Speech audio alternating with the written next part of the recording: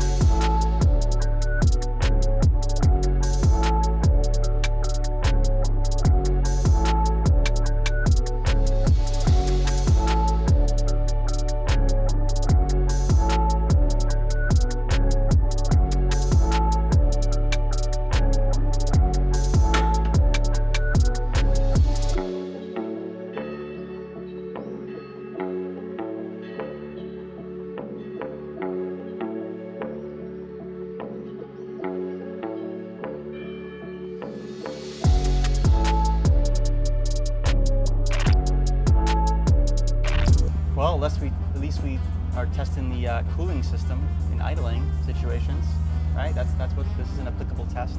We'll also be able to tell how many Big Macs, McNuggets, and other fast food items you can have as a load on the spherical bearings or poly bushings you can buy from Garagistic. This is real world testing, people. Real world testing. Hold on to your drink,